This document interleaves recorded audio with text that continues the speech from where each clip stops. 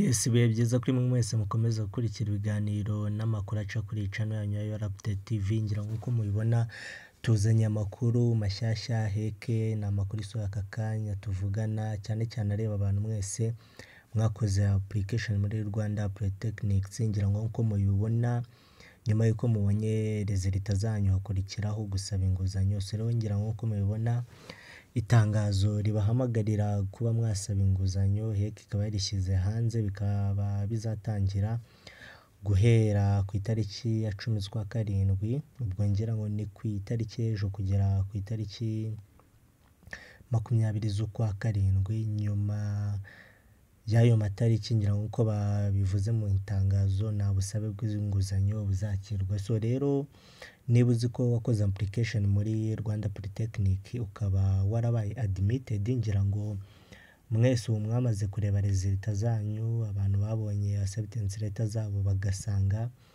babaye admitted, mushishikarijwe guhita mukora application y'iyi nguzanyo byihuse, kuko iyo uyikoze mu ba mbere binaguhesha amahirwe menshi yo kuba wafatwa nyine mu ba mbere. Murabizi siko bose basabye inguzanyo babasha kuba bayihabwa.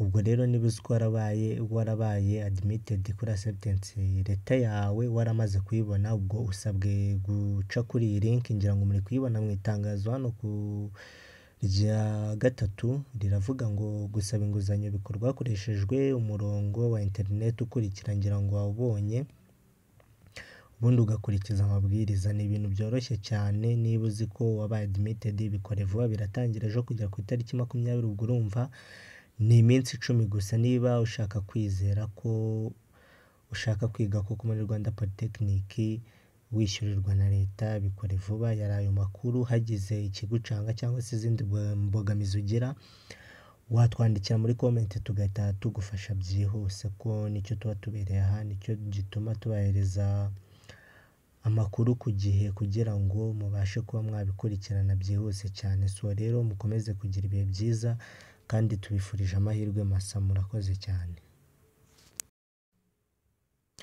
Yes, ibihe byiza kuri mwe mwese mukomeza gukurikira ibiganiro n'amakuru aca kuri iyi channel yanyu ya UR Update TV. Ngira nk'uko mubibona tuzanye amakuru mashyashya heke, ni amakuru isohoye aka kanya tuvugana, cyane cyane areba abantu mwese mwakoze application muri Rwanda Polytechnics. Ngira nk'uko mubibona nyuma y'uko mubonye resultat zanyu hakurikiraho gusaba inguzanyo. Rero ngira nk'uko mubibona itangazo ribahamagarira kuba mwasaba inguzanyo heke ikaba yarishyize hanze, bikaba bizatangira guhera ku itariki ya 10 z'ukwa karindwi, ubwo ngira ngo ni ku itariki ejo kugera ku itariki 20 z'ukwa karindwi. Nyuma y'ayo matariki ngira ngo uko babivuze mu itangazo nta busabe bw'inguzanyo buzakirwa. So rero niba uzi ko wakoze application muri Rwanda Polytechnic ukaba warabaye admitted, ngira ngo mwese ubu mwamaze kureba resultat zanyu, abantu babonye acceptance letter zabo bagasanga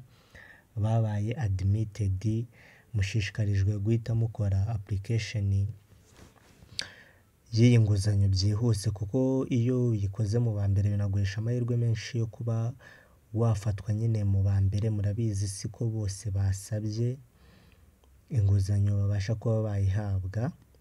Ubwo rero niba uzi ko warabaye admitted kuri acceptance letter yawe waramaze kuyibona, ubwo usabwe guca kuri iyi link, ngira ngo muri kuyibona mu itangazo hano ku rya gatatu, riravuga ngo gusaba inguzanyo bikorwa hakoreshejwe umurongo wa internet ukurikira. Ngira ngo wabonye ubundi ugakurikiza amabwiriza, ni ibintu byoroshye cyane. Niba uzi ko wabaye admitted bikore vuba, biratangira ejo kujya ku itariki 20. ubwo urumva ni iminsi 10 gusa. Niba ushaka kwizera ko ushaka kwiga koko muri Rwanda Polytechnic wishyurirwa na leta, bikore vuba. Yari ayo makuru, hagize ikigucanga cyangwa se izindi mbogamizi ugira watwandikira muri comment tugahita tugufasha byihuse, ko nicyo tuba tubereye aha, nicyo gituma tubahereza amakuru ku gihe kugira ngo mubashe kuba mwabikurikirana byihuse cyane. So rero mukomeze kugira ibihe byiza kandi tubifurije amahirwe masa, murakoze cyane.